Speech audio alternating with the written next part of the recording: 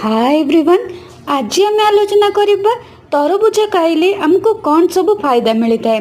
प्रथम जिनस हूँ तरबुजार प्रचुर मात्रा रे पानी थिबा द्वारा आमको हाइड्रेटेड रखी थाए, आम किडनी को सफा करिबारे सहाय्य करि थाए, आमर ब्लड प्रेशर को कंट्रोल रखी थाए।